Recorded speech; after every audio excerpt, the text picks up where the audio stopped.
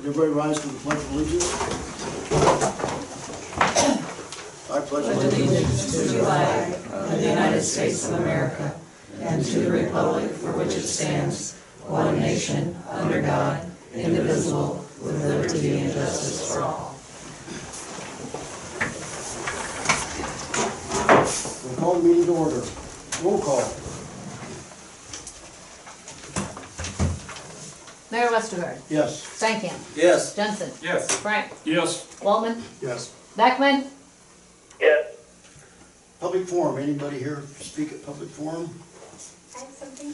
Go ahead, Emily. Okay, so this probably isn't the right spot. I should have given you guys advance notice, but the Spook Trail this year is on Friday the 25th. And in visiting with some people, I heard a couple comments where Main hits 5th there by the lumber yard. People are concerned because kids are crossing, and I'm like, I asked the question, can we block it off at High and Vine just for like 3 hours? So I did due diligence. I talked to Kelly today at Reflections, and she said she was very upset when they stopped doing that because they must have done it years ago. So she was okay with it. I didn't get to talk to the Redemption Center. I thought she might want to come. I won't be there, so. Okay, well, I didn't know if you wanted to come there just do candy or something, but, and then I talked to Jean at Uptown Sandwich, and she actually doesn't participate because of that. She said she doesn't like those kids crossing. So then I visited with George, and also talked to Gail. She was maybe gonna do like a ambulance, you know, on High there, or Vine, like 2 ambulances, and then a fire truck on Vine. I do have to talk to Jim yet, but I didn't know if I had to get permission to do that, or. We can bring it up the next council meeting. The council can authorize that Okay. closure. Okay, perfect. I just wanted to, and I hadn't had a chance. We'll get it on the agenda. Okay, perfect. Thank you. I have something, John. Go ahead. Nothing big, but the entrance signs, and we had talked to Teresa about them a little bit. We should have been on that earlier. But you know, the big signs, the one that was on Randy Schulte's and the one up on Highway 20, they are awful. Look at them when you go by. We need new ones, and I don't know if, you know, it's something that another club would be interested in partnering on, but I don't know what the costs are. I don't remember, so just something to look at. I can't remember who we got the wraps from. I don't remember either. We'll have to look. Yeah. But we know they're bad. But something going towards the budget, they look really bad. We'll put Connie on a grant program Yeah, exactly. in her spare time. Consent agenda. Any additions or corrections? Not, we need a motion to approve. Make it. Second? Second. Roll call. Jensen. Yes. Frank. Yes. Waltman. Yes. Stankham. Yes. Beckman. Beckman? I can't hear, sorry. It's the consent agenda, approving the consent agenda. Yes. Okay, Jason, utility report. Page 1. To appease Jim and Dave, we did some stuff. No. Perfect, thank you. Locates, we did approximately about 100 locates in the month of September. We set the community center transformer lines for the storage, our power lines for the storage units. Evan went to class, I went to class. Got the bucket truck repaired, jumpers for the community center. We had an airline pop off, one of the aerators out of the lagoon, so put that back on, pushed up the brush pile, fixed the sign that fell, cleaned the water plant and the wastewater plant, cold patched some more roads, weeded the sewer plant, changed out water meter and cleaned up some more branches, pressure washed the benches on the stone pier. Mr. Henry asked us if we could help him with that. Cleaned the tops of the storm drains, set a grave for electrical, worked on the bid for the golf course with their electrical upgrade they're gonna have to do because of the wells. Went and looked at a new house on how we're gonna get them power, state approval for digging near 175 up at Mr. Gertis's house. Took fire extinguisher guys, had our extinguishers inspected like we're supposed to.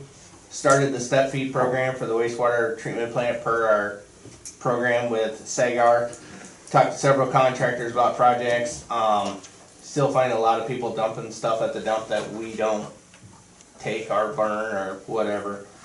Swept town as street sweeper. Working on replacing the radiator in a yellow digger truck, which is done now. We had to order a new oil pan for the yellow dump truck. We started replacing that today. Replaced the door handle at City Hall, cut down some more trees. Had to run some electrical for a meter that had to be installed at the water plant. Dug pipe for Gertis's backfield, set it all, everything's good to go up there, done. Fixed wire that the gas company hit. We didn't know that wire existed, it's not on any of our maps. We had safety training, fixed showers at campground, painted the storm drain lids. As you can tell, they're all turning yellow, which is what they're supposed to do with the yellow paint. Canceled, we were having an issue with our transformers for like the potential for Yoder Locker, the community center, and potential for any other business. They pushed us back another 6 months on getting them. So I canceled that order, went through another company, and we'll have them. We have the one for the community center now. We can get the one for the locker at any point, and the other one will be here by the end of the year, and it's actually cheaper. So saved a little bit of money on that. Met with Means about our substation. They had some questions.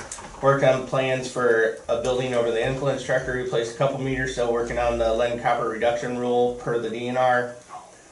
Removed some more tree branches, some more trees, fixed the street on 4th Street, fixed the aerators, which is part of our preventive maintenance plans on the wastewater plant, cleaned the trash basket, repaired a broken sewer at the campground, finished replacing the radiator and yellow digger truck, swept town again. Fixed leaking service line on Crescent Park, which turned into a bigger fiasco on Friday night and everything else. Ordered lights for the library so we can get the hallway lit up the way it's supposed to. The lights is not a standard thing, so we had to order them.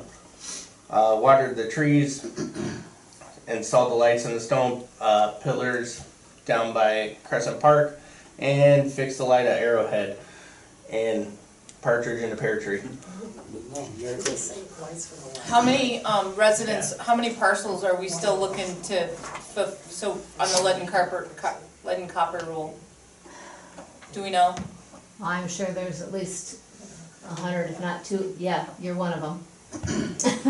100, if not 200 residents yet that we don't have. So we're still information on. needing to try and contact Yeah, those yeah, people. and, you know, I've emailed and texted everybody that I have email addresses or phone numbers for, but I don't always get a response. We've got SurveyMonkey out there, but those responses have dropped off. We've had it on Facebook, we've had it on the digital sign. According to the DNR, by October 16th, by midnight October 16th, we have to have this submitted. It is a working, living document. We submit what we have, and then as we get more or things change, we just continually update. But as long as we submit what we have by midnight on October 16th, we will maintain compliance. Okay. But we still need. We still need to do it properly. Is Jason done? I'm not sure. Yep, go ahead, Dale. I have a question, Jason. Have we seeded down the old volleyball pit area yet? Twice. Twice.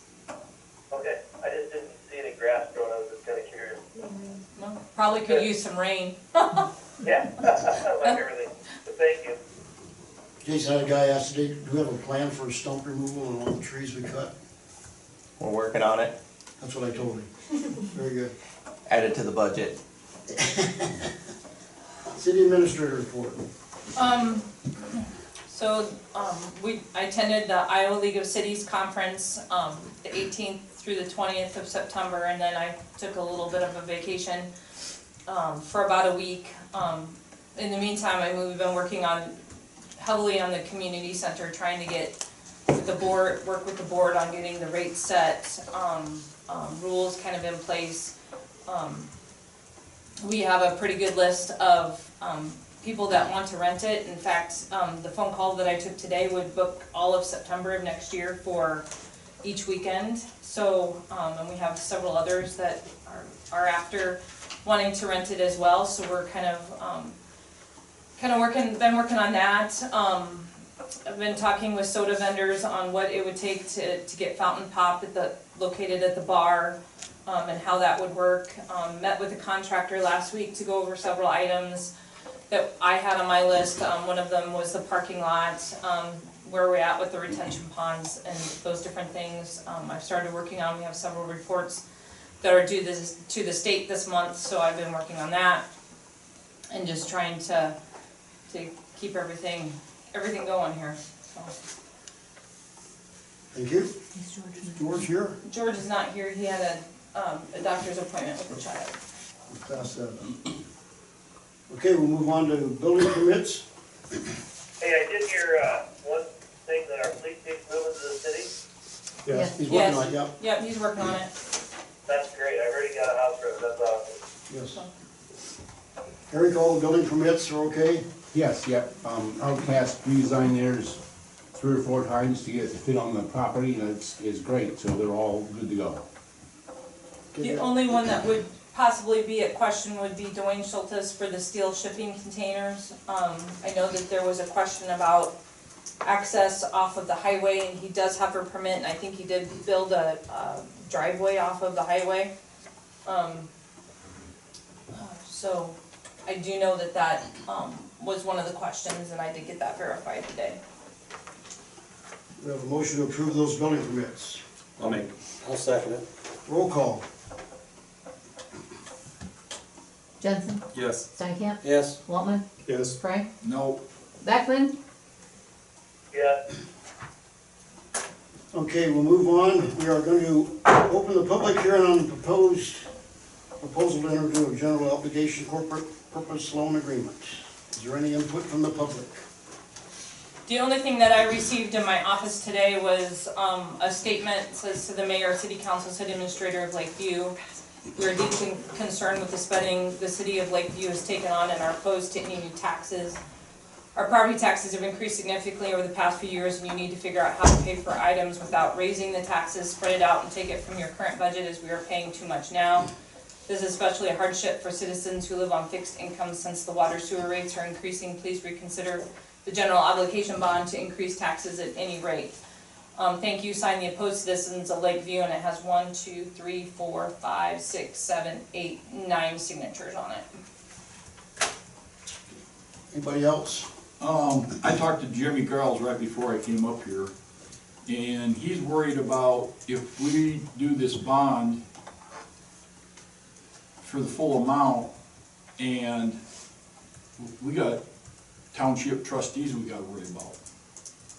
You know, it's not just Lakeview's money, it's the townships also. So he thinks there's gonna be a fiasco when you go to have the meeting with the trustees next winter. They've known about the truck for over 2 years. They do, but as far as this bond, We've bonded every fire truck we've ever I had. don't know how we were No, we supposed to haven't. pay for, I don't know how we were supposed to pay for the fire truck, because when I talked to Jimmy about the fire truck and how it was gonna get paid for, he told me that it was, the anticipation was that we would get a loan and it would go into the debt service and get paid through the general fund and the townships. That was my understanding when the truck was ordered, that was the anticipation for the equipment bus. Or else we should have not, I mean, if we didn't have the money to pay, you know, if that wasn't the idea, then technically the money wasn't there to pay for the equipment bus. but in years past, we never bonded for a fire department bus. We've always done it out of general fund. I'm paying on a fire equipment vehicle upstairs right now that we have a loan on through the 2 banks in town. Right. And that's what we're getting, it's a loan, it's not a bond is a loan. But in the long run, the taxes are gonna go up because of it. That's what these people are complaining about. Yeah. I think it was That's why, when the money was taken for that Yapco project, it should have been done the way it was. It would have been cheaper to go SRF loan on that, we would have got a 1% back instead of raising taxes. And that was this council, or a council 2 years ago, or whenever that was, decision to not do that SRF at the time, because I questioned that then. So a lot of it is, you know, you were on there, you know, everybody probably but Jim was on there at that time. But nobody complained when we lowered the levy here a few years, 2 years ago, nobody Yeah, complained then. you did lower the levy, right. Yeah, I think the point that Mike is trying to make, if I may interrupt here, is on the fire bus or any fire truck, we've always taken a loan from the local bank, and it's come out of, and the loan has been repaid over a 10-year period, back to the bank, out of the general fund through the fire department budget,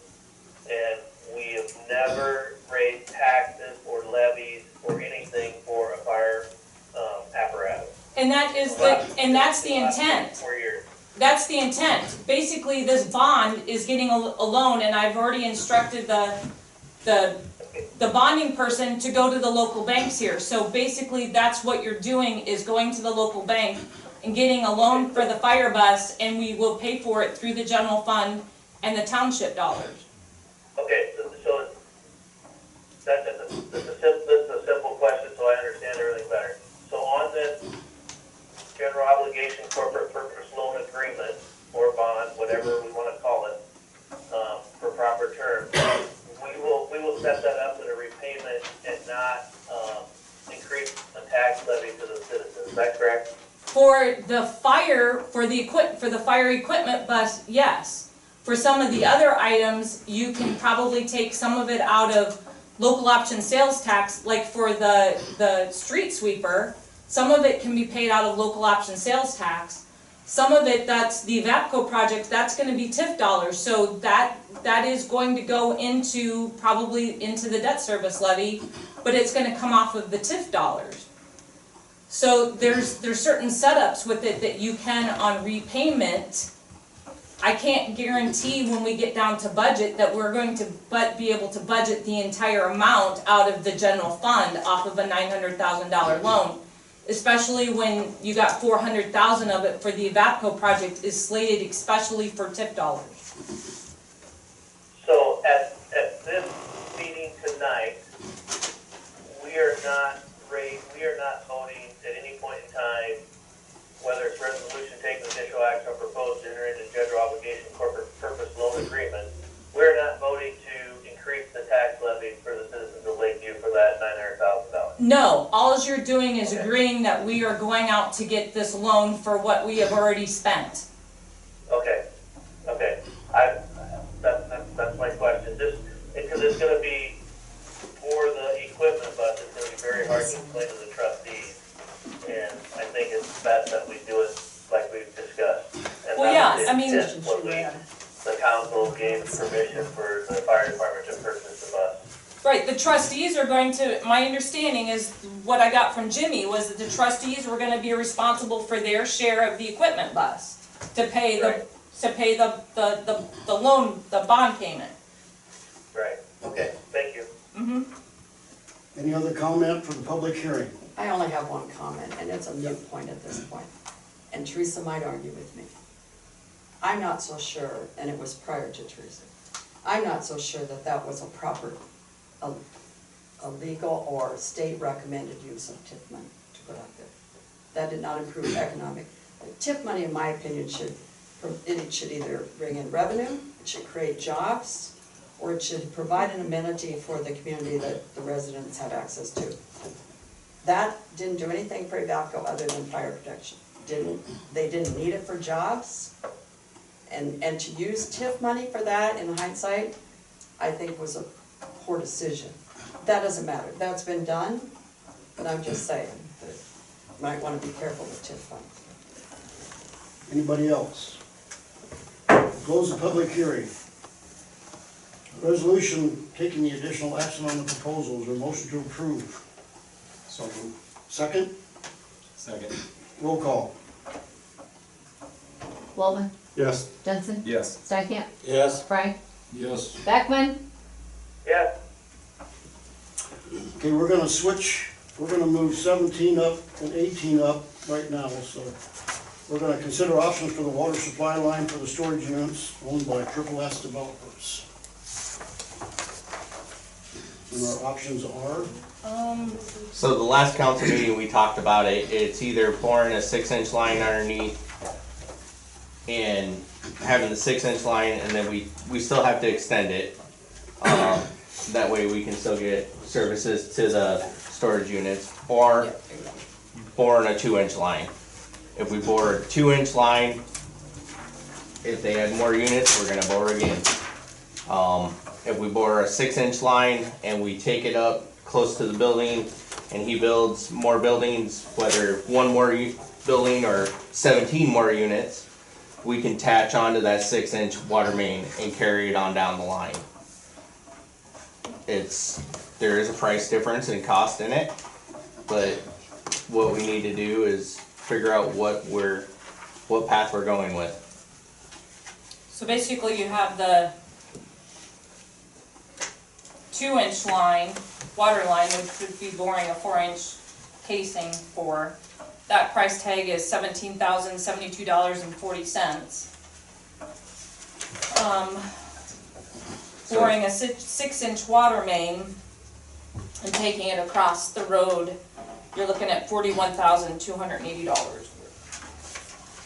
And that's just the boring cost that they have to case in. That's where it gets expensive.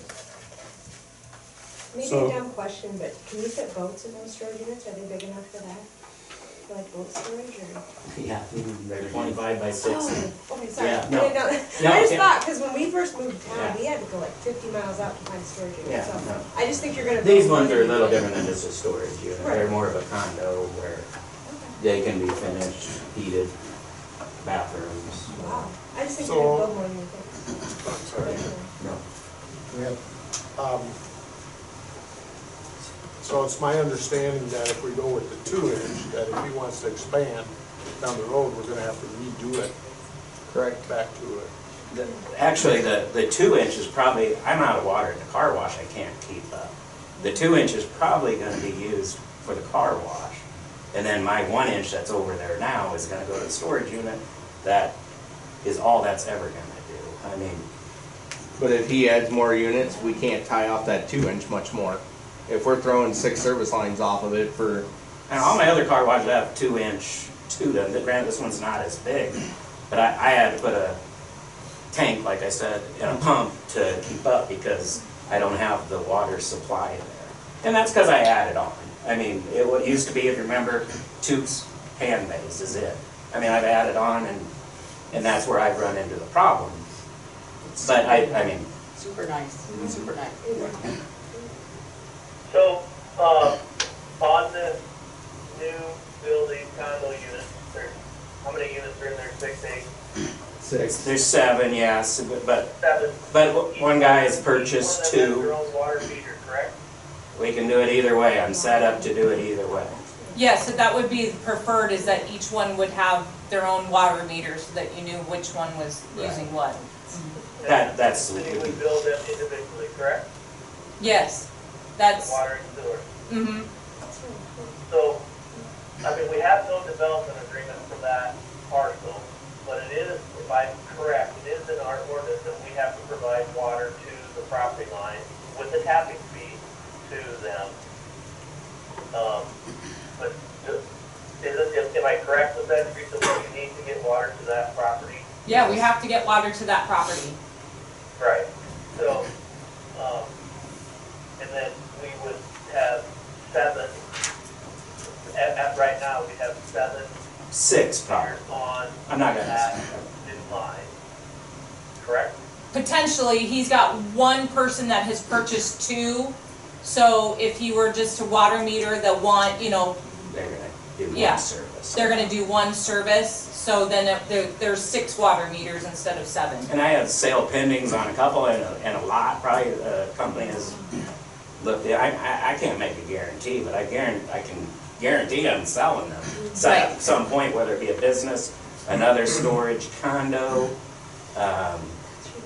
it's coming. It doesn't matter what you're gonna do with the rest of that lot. The city can, this is my opinion, in our ordinance, we have to get water to your lot.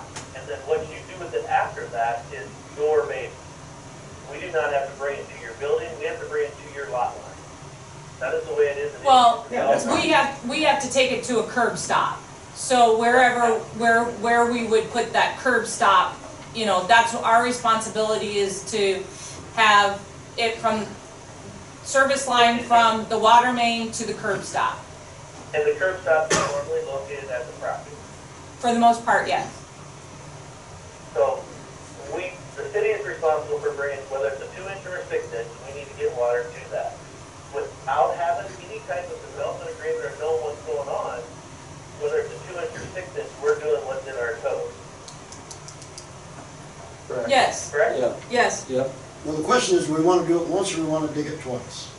Well, I agree with that, John, and I think it should be the 6-inch, but without knowing what's going on, the 6 inches overkill if it's just gonna be them 6 units. And we have no development agreement whatsoever, and that's a huge difference in the mooring cost between a 2 inch and a 6 inch. I mean, it's whether, I mean, you can look at the fire hydrant situation, you gotta have 6. You gotta have the fire hydrants there too. Yeah, I don't know what our requirement would be, cause there's no, you know, if we were gonna, a fire hydrant is across the road. That's basically where we would be pulling off the main from, is where where the fire hydrant is. So, you know, if there was, God forbid, a fire, you're gonna be pulling water from the fire hydrant across the road. Cause there is nothing on the car wash side of the road for a fire hydrant. The south side. On the south side, yes. Does the vet shop have a fire hydrant there? There isn't one there. No, it's across the road. It's across the road. We'd have to stop traffic every minute. So what would the council like to do? We gotta decide. I'll make a motion, we go to 6A. Second, Second. roll call. What was the motion? The motion was to go with the 6-inch line. Okay. Stankin? Yes. Jensen? Yes. Frank? Yes. Waltman? Yes. Beckman? Yes. When can we get that done? After harvest? It's gonna have to be after harvest because in order to bore the 6-inch with the casing, he has to go out into the field in order to do the boring correctly with the 6-inch. So once they get the crop out right there, which I don't know if it's out today or No, not. no, it's not. Which Which is understandable. But- It's just hard to sell them not knowing if I'm gonna have Right, water. right. But now you know you're gonna get it. Now you Yeah, know yeah, you're gonna get it. and I And thank a you lot of guys. it. I thank all of you. A Yeah. lot of it. I apologize it took this long. No, I understand, I mean, It's the process, right. We want to do 18 too? Or do you want to do Yes, 18 as well, yep. Okay, we want to do consideration for options for the man lift repairs. So our man lift was purchased in 2016, which on the one sheet that Teresa gave you, there is a typo. It was purchased for $59,500. When I started here last year and started looking at equipment, the oil filter on there still said 2016 when I started. We changed the oil, noticed the hydraulic lines were leaking on it, so we had New Tech come and service it. That's who we purchased it from. All the hydraulic lines were cracked and stuff like that. So since then, we've been having issues where it won't come out of what I call creep mode. It'll take you about a half hour to go anywhere. It's like a mile an hour instead of the 3 miles it would normally go. It's not good for the equipment. So we put $12,000 into this piece of equipment this year alone. They finally figured out exactly what is wrong with it. It's the ECM module. The module itself is like $4,000, and then with labor and everything to replace it and put it back together, we're into it for about another $7,000. Puts us at almost 20 grand into this one piece of equipment for this year. I just want to know what you all want me to do. Looks like we can afford the $5,000. So, it's a good machine. I mean, we use it a lot to chop our trees and hang our Christmas stuff and take our banners down, especially if our electric boys have the boom truck out. And it's also easier than having to get out of the boom truck, set up the outriggers, go up in the bucket, come back down, put the outriggers in. We can do it a lot quicker in a more timely manner having the man lift. A new man lift, he didn't give me exact prices, but pretty much we're right around the same price as what we paid for that one. So I'm not saying we need to buy new, I'm just giving you all the information.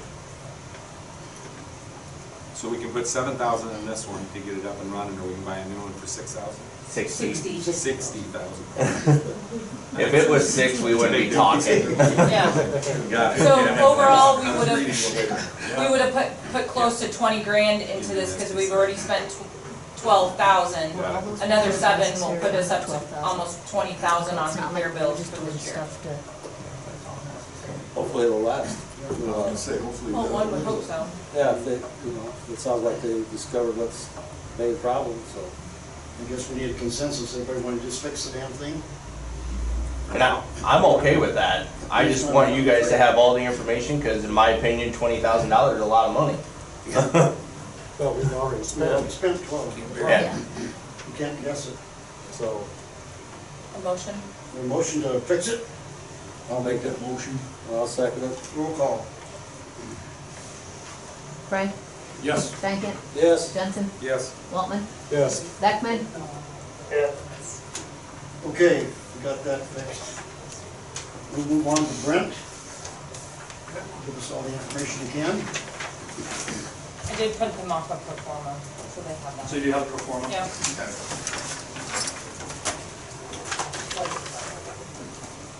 I will talk about the Hometown Pride Committee fundraising first. Brett Muggenberg, here on behalf of the Hometown Pride Committee and the Lakeview Foundation, to update everyone on the fundraising campaign for the community center. Since early in the year, we have converted most of our pledges into cash. At one point, we had around $400,000 in pledges. Today, the foundation has $47,450 in outstanding pledges. Most of those pledge funds are from donors who opted to pay in installments, with the final payment expected at the end of the year. The committee has had mixed success in its grant applications for the year. The project was awarded $2,500 from POET, their community grant program. Another request for Prairie Meadows Community Betterment Program was denied. Currently, we do have 2 pending grants with a combined request of $65,000. So far this year, the fundraising campaign has raised $129,600 in new funds towards the general construction costs, along with additional $2,400 specifically towards new furnishings. Those numbers still leave us with a shortfall of around $540,000 after accounting for building construction, recent change orders, and projected startup costs. Actually, that number is a little bit smaller because we have, I just learned we do have donation for appliances, which I figured appliances at $15,000. So the actual shortfall will be right around $525,000. We recognize that we still have a long ways towards our fundraising goal. Project supporters are still contacting potential donors.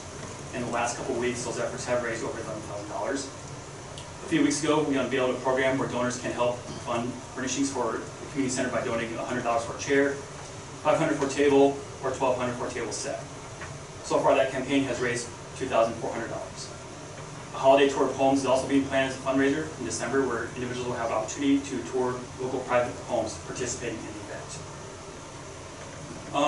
Finally, we do have other pledges for post-construction services. One's endowment for operating expenses. Another is a pledge for in-kind services from Cornbelt Telephone. To be clear, I'm not including those in the funds here because those cannot apply towards construction costs. So, any questions, I guess, on the fundraising portion? I have one question for you, Brent. Yes, That 525 shortfall, you said that includes the change orders. That's the ones that we've already approved or the ones that are on the agenda tonight? I'm including, let's see, that's change order number 1, change order number 2. And I say about because I don't have the exact cost of those change orders. Let's see,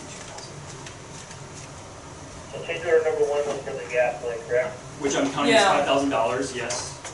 Yep, okay. Number 2, let's see, we got 2,000. And that's for the light, that's the Yeah, 2 lights, lights. changeover number 2 is for the lights, and they're deciding that tonight. So that's the one that was, we talked about, I think, what was it, 6,000? Maybe 4? No, it Well, wasn't that much. 6,000, but if we could go down, instead of doing 6 lights, if we do 4 lights. Yeah, it's, the change order, it was 2,036 for the 6 lights, and I did talk to, Sand Construction, and they didn't think that we would be saving a whole lot with going down to 4 versus having the 6. But, I can get a definite price. He didn't have anything for me today as of the meeting, so. But, yeah. And then the other change order was for the flooring, Yep. right? And that's, Does that it's mean- not an official, it's just, we don't have an official number on the change order, it's just before they can order the materials, if we wanna make the change, we've gotta get that decided, and then the walk-in cooler, so.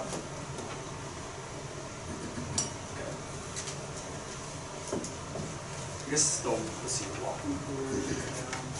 But we're applying for a grant for that, so that would only be about half of the walking tour. 15. Yeah, Yeah, roughly there, yeah. So the shortfall roughly is still 525 before change order 3 and 4.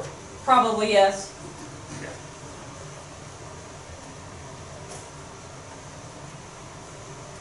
I think the economy helped hurt some of us, the people that pledged early on years ago, with the economy in the toilet, now they've reduced their pledge and contributions. That hasn't done us any good. We are, Say that again, John? It's, I think the economy has hurt some of the guys that were gonna donate earlier on, have now decided not to, or reduce their pledge or donation because of the economy the way it is. Yeah, we talked about that when the pledges over Yeah. here, kids in the pledge, so. Yep. we are doing But kind of if I a, heard him correctly, I think he said there's 47,000 short pledges, is that correct? right. Right. Yeah. But That hasn't been collected. I do expect most of those to be paid this year, if not all of them. Most of those are people that have paid already. For example, they did a pledge in 2023, 2024. The first one they paid at the end of 2023. They wanted to split up their payments. Yeah, they're multiple year Yes. pledges, so yep, yep. well, this is the time of year that people pull their RMDs if you're old. And so our targeted mailing campaign has been to people in that might be able to assist with that. And we're kind of, that's still an ongoing thing, because we kind of want to wait until fall to do that, so we just kind of started that. Right, so they've sent out, I know that, the last, 3 weeks, you guys have sent out several mailings to try and, target some particular people to see what you can raise, so. It's something we're very much working on. All right, thank you, Brent. Okay, Community Center Board, I guess that's me too. that'd be you too, the mayor or somebody. Yeah, we, as a board, they went through and we do have,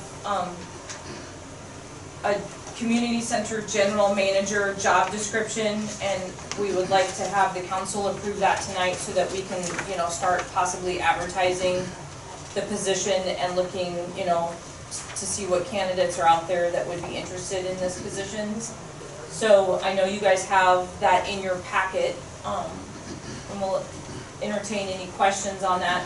Also, the rental price sheet, you guys have that, and we also would like to have approval on that tonight so that we can kind of get those things set in stone and get back with the ones that we have, communicated with or that has contacted us about renting it for 2025, so that we can start getting that process into place and getting a rental agreement in place and getting a deposit set down. So we have those two things for you to consider this evening. Anybody have any questions on the Community Center General Manager description? Brett, what did the board think on a price point for a wage? Around $25 an hour, give or take, depending on experience, but probably like in the 22 to 27 range. 20 hours per week. If you look at the pro forma, which you guys got a copy of, the general manager's salary on the expense side there, those are numbers I used, were 20 hours per week at $25 per hour.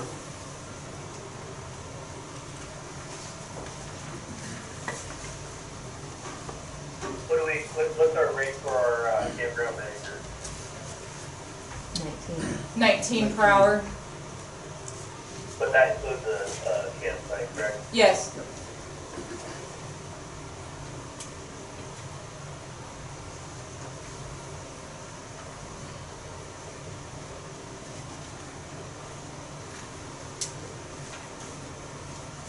I make a motion to approve the community center general manager job. For a second, I'll second. roll call. Waltman?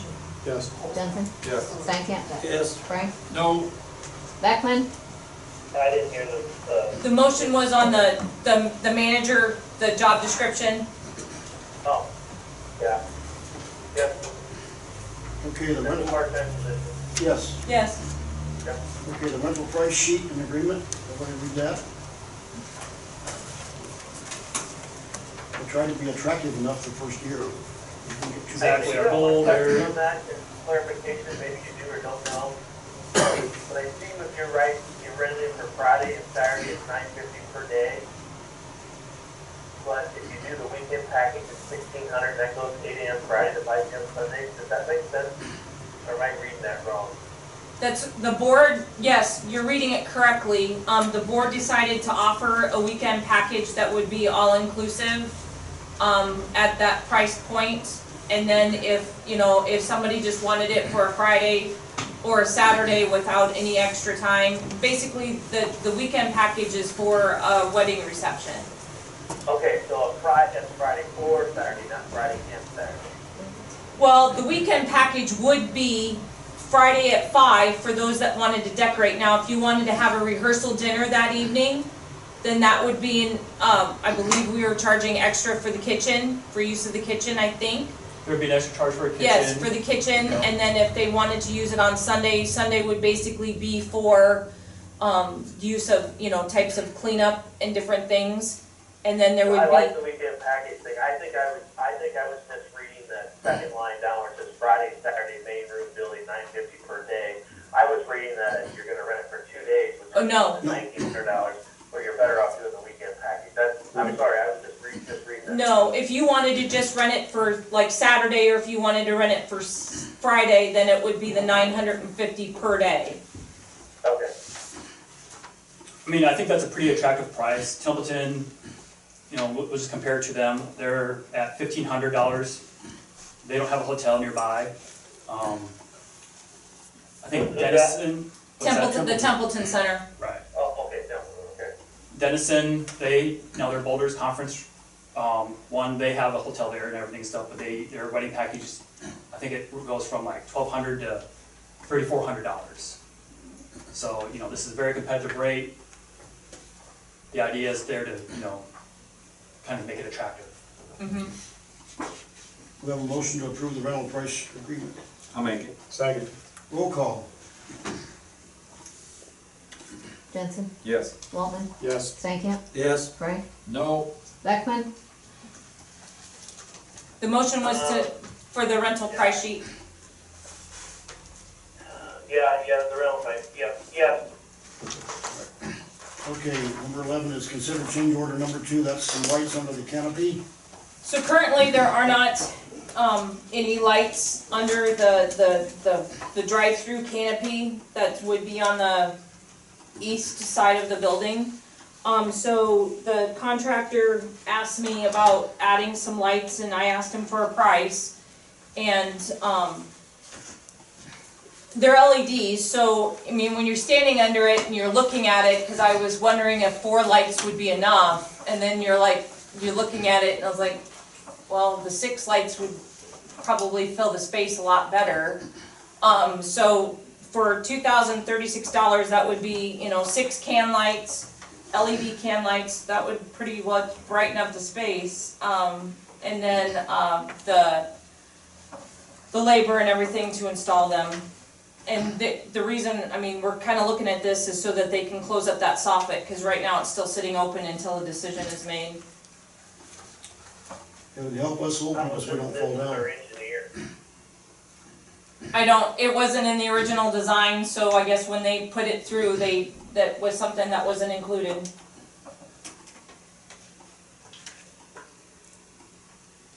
I'll make a Motion motion for to change order reconsider change order number 2.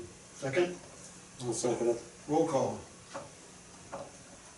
Waltman, Yes. Stankham, Yes. Jensen, Yes. Frank, no, Beckman, No. Okay, consider change order for the flooring arrangement. So in your packet, you had,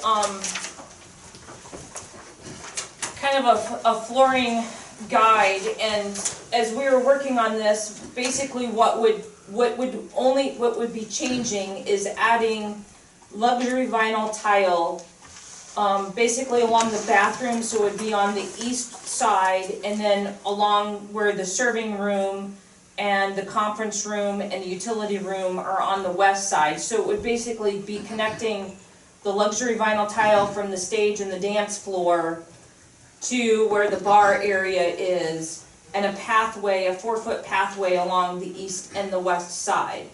Otherwise, the original plan was it was gonna be wall-to-wall carpet. So after discussing this with the board, their recommendation is to change the flooring plan. Of course, when you change it, the luxury vinyl tile is more expensive than the carpet.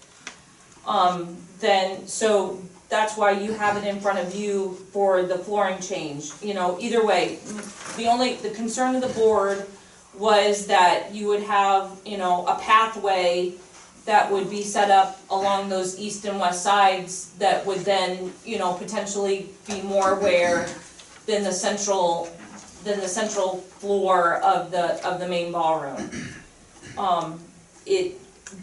The original design is wall-to-wall carpet. We can certainly leave it as is, or we can change it to include.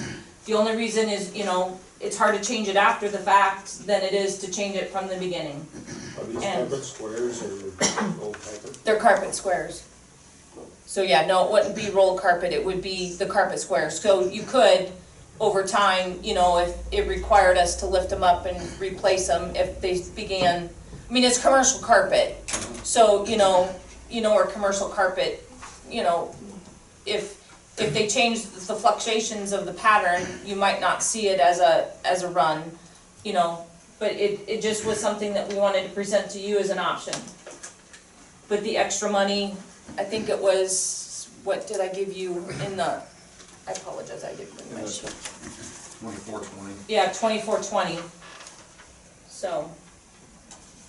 At some point in time, we've got to stop with these change orders until we know all the funds. We're at a $525,000 shortfall now. I make the motion we deny this change order. I'll second that. Roll call.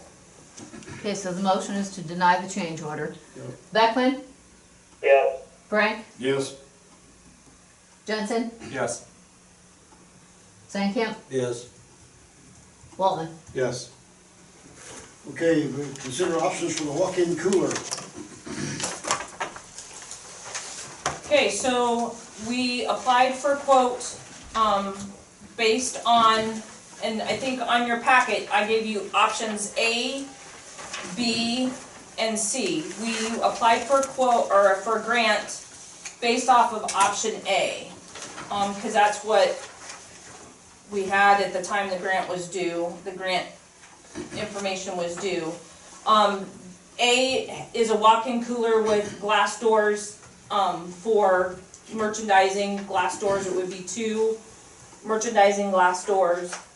And then you also have in there the price for the electric to get that added, which is $1774.28, and all of that is included into the grant. So we would be responsible for half of that amount. And then basically B is a walk-in cooler, same size, but without merchandising doors. And then option C was a quote that John had gotten from Dries out of Carroll, which is a little bit smaller walk-in cooler, and 3 doors. Electrical was to be paid for by us. And so I don't have what that requirement would be, but I would assume it would be maybe something similar, but, and what that price point is. Nothing has been, nothing's been ordered, so this kind of sits with what we want to pick for a walk-in cooler. When you say that merchandising door, Teresa, just to be clear, that's so when they're working the bar area, they can turn around and grab stuff out of this, correct? Yes. And see through it. Yes, and see through it, yep. Yep. And I did add to have door locks on them, because obviously you don't want to, you don't want to have to not have them locked when it's not, so that would be, and I put that at the bottom, that's $100.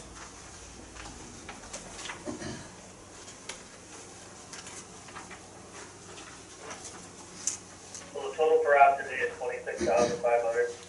26,550, and then you add the 100, so it's $26,650, and then you're gonna put in the $1774 for the electrical piece of it. So about, what, 30 grand, and we'll have probably a grant on it for half. So you're talking 15,000. But we have not got the grant yet? The grant has not been, we should know by the end of the month in October. Sounds like we wait till then. It's a 3-month wait to get a cooler. From Wilson, it's when I double checked last week, it's from Wilson, which is option number A, it's a 4 to 5 week lead time is what he told me.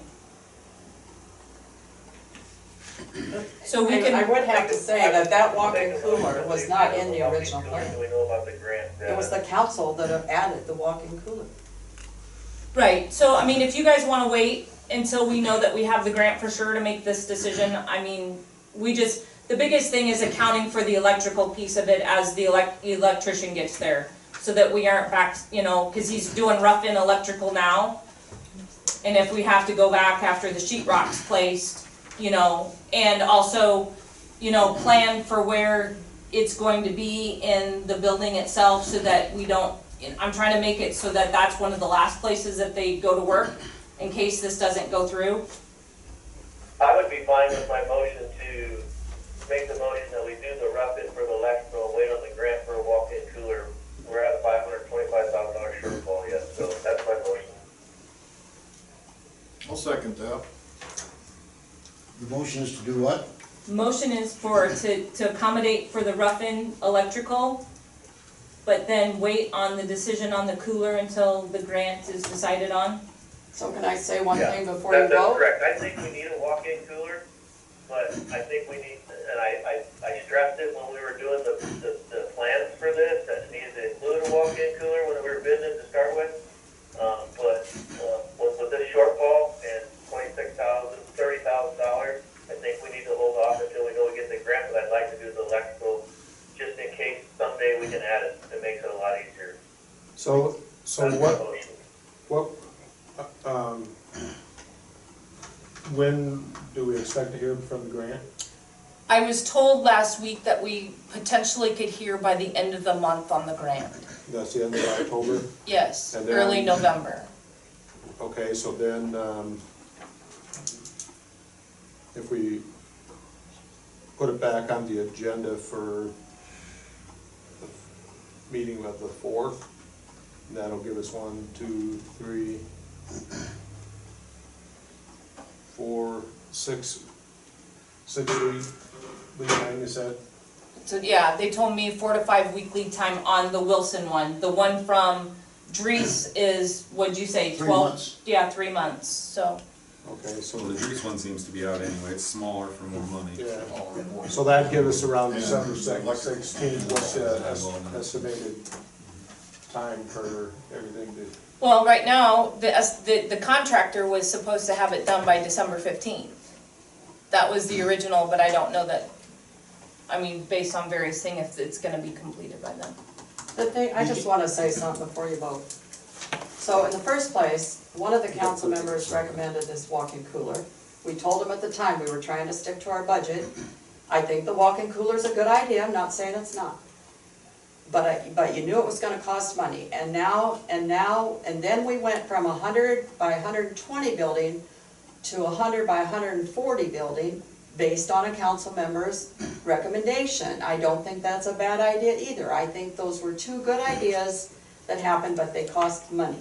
But if you're gonna build this facility, like Teresa's told us many times, you better do it right the first time, and that's what we've tried to do. So if you're gonna do the electrical, is that gonna delay the opening? Because when we're shortfall, our whole goal, I felt like we were 3 months behind in getting the board on duty, just because of paperwork.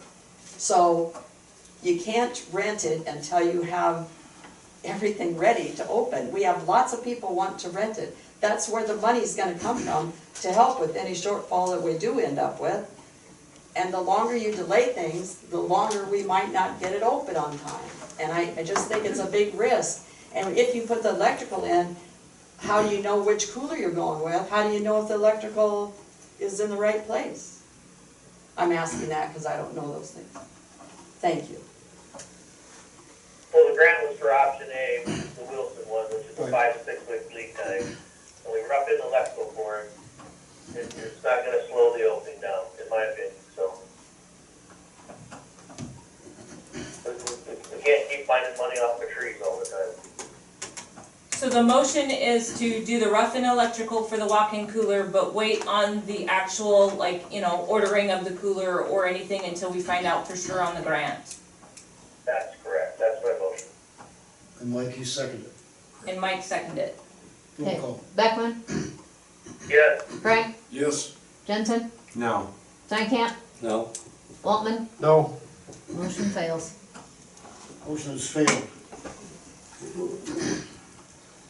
We want to make a commitment on the cooler. Make that a motion. Second it. Roll call. Who was second? Jim? Which cooler are you going with? Option The A. Wilson. Option A. For option A.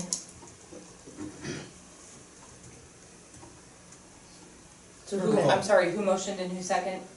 Dave motion. Dave, and then Jim second. Jim, okay. Roll call. Waltman, Yes. Jensen, Yes. Frank, No. Steinkamp, Yes. Beckman, No? Okay, number 6, pay application to Sandy. Okay, so you have in your packet, let me get to the right page. New pay application to Sand Construction Company, pay application number 6 in the amount of $183,000, which is $183,561.37. Motion to approve. So moved. Second. I'll second. Roll call. Jensen, Yes. Steinkamp, Yes. Waltman, Yes. Frank, No. Beckman, Yeah. Okay, we're gonna talk about a zoning ordinance, a certificate of occupancy, whatever it is. occupancy. Occupancy. Yeah. So I gave you, did I give you? I believe. Yes, I did. Okay, so I gave you a copy of the code. I guess there was a question on a property that came up this week about, a camper, occupying their space and the thought process that they were occupying the camper. I did talk to the property owner, on it, and basically they use it for a second refrigerator, and I am told that they do occupy it on the holiday weekends of Memorial Day, 4th of July, Water Carnival, and Labor Day, which our ordinance does allow for. Now, what would they be in violation, and kind of what I told them is that they did not come to City Hall and obtain a permit for such. At the time, you know, obviously, there's no charge for the permit, it's just the idea that they come to City Hall and basically make us aware and display, excuse me, display something visible in the camper that states that they are able to occupy it on those holiday weekends. They are not permanent residents of Lakeview. They do, you know, they do come up here on, you know, the weekends and different things as a lake home. So I just basically wanted you guys to be aware that I'm acknowledging the fact that, and I think you guys all received the same letter, that we did receive that letter, and kind of this would be our response because they did not sign the letter as particularly who it was, so I couldn't respond that way, so it would be responding in this fashion. Well, I can tell you they use that thing for more than just them weekends. Okay? And it's hooked up to city sewer. And Yeah. they're using it most, I shouldn't say most weekends, but several weekends, and they're using more than just the refrigerator. Yeah, and, you know, and I pretty much have made them aware of that fact that it's only allowable on, you know, the holiday weekends as stated, so, you know, and that's what they told me that they use it for. I guess I would have to, you know, run surveillance and find out, you know, more information, but, at the end of the day, they are hooked up to city sewer, but they're also hooked up to water. So the water that is being used is going through their water meter, and then so they're paying for both the water and the sewer through their bill, Well, that's not the point. right? When the council put that ordinance in place several years ago, and Whitey might remember this, or Vicky, I think she's in the seats there, that was put in place to not allow this stuff, and if we start allowing this, the Airbnb out on the east side lake that had campers there this summer for extra staying too, if we keep allowing this, it's just going to snowball, and we're going to continue to have issues. It needs to be stopped. That's what the ordinance was put in place for. So then, are you saying that we need to maybe change the ordinance, or what's your thought Well, I thought process? that, and I also thought the ordinance said that if our city campground was full, then they were allowed to do it. Well, that is not listed, I gave a copy, it's in the packet of what the ordinance 165, you know, what it actually states. That units, certificates of occupancy may be issued such that one camping unit per address may be occupied for not more than 3 days during the following weekends only: Memorial Day, 4th of July, Water Carnival, and Labor Day. Occupied units may not be parked on the public right-of-way and must be parked on private property inside the sidewalk or at least 6 feet from the street surface if the property has no sidewalk. The property owner must obtain and display a permit to occupy the camping unit. And that's all that it says. There's nothing about if our campground was full or anything like that. So what happens if we were to, okay, you got these weekends, but the weekends that you don't have it, you gotta disconnect from everything. Sewer, water. That'd be a pain. Well, I mean, you have just a lot of campers. I mean, I know when my husband and I mean, it wasn't Lakeview, but in a different town, and we had our camper. Me and my husband, when we got home on the weekends, we hooked it up to electricity so that we could keep the fridge running, and a lot of times he hooked it up to water, whether he was gonna flush it out or he was gonna, you know, run it for the next weekend. I mean, we never, other than during a tornado, we never occupied our camper, but we had it hooked up to utilities just because we wanted to have the fridge running and, you know, kept the slides out so that we could clean and access the compartments a lot easier. So, I mean, I'm not an advocate for it. I'm not saying you guys can do what you want. I'm just, you have a lot of campers that are stored on private property that probably do the same or something similar. How did you determine that they're in violation? How was that determined? You'd have to go up and knock on the door and say. Yeah, you have to go talk to them, we're not gonna do that. I mean, I live across the street and I'm not saying either way, but I never see lights on it. We were all mailed a letter. Oh. Concerned rural people, again, a not signed thing, which. But they spelled my not name people wrong. I need to anymore. Oh, not signed? Not signed. But it's not signed. But it doesn't have, I mean, what are the specifics, I guess? How many times? I mean, how do you know, I guess? I'm just We wondering. don't know. Yeah, I think that from reading it, it seemed to me that they thought because it was connected to sewer, and again, I wish whoever wrote it would be here to explain themselves, so it'd be a little easier to do, but I think that it looks to be another house sitting there, it's a permanent campsite. Right. That's what it looks to be. Yes. And so, and again, Vicky, I guess you could attest better than anybody, to Well, know I how don't many know. people are in it, you see. Probably not, I go to across the bed street. pretty early, but it's Yeah. usually dark. But And you would know if Yeah, there's a lot of yeah. activity, if it's being used, then they're in violation, but if they're And not. I don't know. I mean, I'm not saying it's not, I just have never seen it. I don't. I've seen them go in and out of the camper, but when they have company, I've never noticed the lights on in the camper. I don't know, I guess. So. I think if you wanna change it, you just have to change the ordinance. That's the only way to fix this, if that's what you wanna do. But that's gonna take some time to That's figure out, gonna- because yeah. like you said, you Yeah, park in your how- driveway, I park in my driveway at different times, you know, Yeah, when we're as campers, so. I have mine hooked up to electricity all the time, so I can keep the refrigerator. At the So I time think we passed the ordinance, that was the thing, is you could store your camper on your property, and you could leave it hooked up because of refrigerator and, So I think the biggest concern with it is that it's hooked up to The the sewer. sewer thing is That's where the thing problem is. that. But they're Right. paying for that with the water, right? Right, but, you know, and obviously it's not hooked up all during the winter, they do winterize it, so yes. I think at the time when they set the camper there, was they were remodeling the house, and so it became more of their weekend home, you know, and Scott had told them that was okay. while they remodeled the house. So that might be when the sewer appeared, you know, but just for them, for their purposes of taking care of, you know, while they stayed there. But, you know, obviously, I mean, if we wanna change the ordinance and become a little more stringent on what qualifies as occupancy. But the main point of this is currently Yes. they're not in violation of anything. No.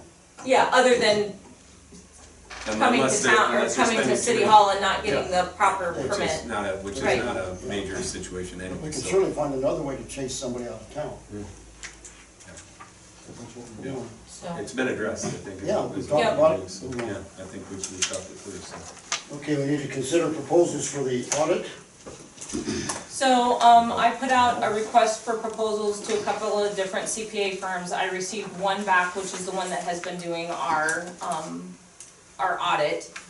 We only had their contract was basically through last year, so, this would be, their pricing would be, the fee would be $4,500 for the 23-24 fiscal year, and then it would increase for $47.25 for the 24-25 year. So we haven't had the audit done for the 23-24, so that would be covering what ended July or June 30th of this year. And then this would cover us again for the audit for what we're currently in the fiscal year. I had asked for 3 years, but they wouldn't do an engagement for the third year. So, and if it was more time, then they would charge us $150 per hour above the $4,500 fee, based on any extra time that they would spend. So, We're required to have this. we're required to have an annual exam, yes, we don't have a choice. Let's have a motion to approve that. I'll make that motion. Second. Roll call. Frank, Yes. Walton, Yes. Stankin, Yes? Jensen, Yes. Beckman. Yeah, Okay, this is the third and final reading of ordinance 531. Ordinance 531, an ordinance amending chapter 92, amending provisions related to water rates for the city of Lakeview. Being enacted by the Lakeview City Council, section 1, chapters modified, chapter 92.02 of the Code of Ordinances of the city of Lakeview, Iowa is repealed and the following adopted in lieu thereof. Rates for service. Water service shall be furnished at the following monthly rates within the city. First 2,000 gallons or part thereof, $16.46. Gallons over 2,000 gallons, $4.70 per 1,000 gallons. Meter charge, $1.50. Outside city limits, first 2,000 gallons or part thereof, $24.69. Gallons over 2,000, $7.05 per 1,000 gallons. Meter charge, $1.50. Bulk water, $18.67 for the first 1,000 gallons, $10.14 per 1,000 gallons thereafter. Bulk water, water dispenser at fire station, $7 for every 1,000 gallons. In no case shall the minimum water service charge for water used be less than $16.46 per month. Chapter 92.04 of the Code of Ordinances of the City of Lakeview is repealed and following adopted in lieu thereof. Billing for water service, late payment penalty, bills not paid when due shall be considered delinquent. A one-time late payment penalty of $25 per account per month shall be added to each delinquent bill. Chapter 9205 of the Code of Ordinances of the City of Lakeview is repealed and the following adopted in lieu thereof. Service discontinued fees. A reconnection fee of $50 shall be charged to a customer whose service has been disconnected due to delinquency. Chapter 92.09 of the Code of Ordinances of the City of Lakeview is repealed and the following adopted in lieu thereof. Temporary vacancy. Within city, a fee of $50 shall be charged for shutting the water off at the curb stop. Outside city, a fee of $75 shall be charged for shutting the water off at the curb stop. Section 2, all ordinances or part of ordinances in conflict with the provisions of this ordinance are hereby repealed. Section 3, this ordinance shall be effective after its final passage, approval, and publication. The motion to approve. So moved. Second. I'll second. Roll call. Walton, Yes. Stankin, Yes? Jensen, Yes. Frank, Yes. Beckman. yeah, Okay, ordinance 532, amending the sewer rates for the city of Lakeview, third reading. Ordinance number 532, an ordinance amending chapter 99, amending provisions related to sewer rates, being enacted by the Lakeview City Council, section 1, chapters modified. Chapter 99.06 of the Code of Ordinances of the City of Lakeview, Iowa is repealed and the following adopted in lieu thereof. First 2,000 gallons or part thereof supplied $31.57. Gallons over 2,000 gallons supplied $8.96 per 1,000 gallons. Each contributor shall pay sewer service charges for the use of and for service supplied by the municipal wastewater system in the amount of $31.57 per month for 2,000 gallons supplied. In no case shall the minimum service charge be less than $31.57 per month. Additionally, each contributor shall pay the rate of $8.96 per 1,000 gallons in excess of the 2,000 gallon minimum referred to above as determined by the water meters provided by the city. Passed and adopted the 7th day of October. Motion to approve? So moved. Second? Second. Roll call. Frank? Yes. Jensen? Yes. Stankham? Yes. Walden? Yes. Beckman? Yes. Nothing further, is a motion to adjourn? I'll make that motion. Second? Meeting adjourned. Thanks, everybody. See ya. Thanks, Dale. Enjoy Vegas. Yeah. That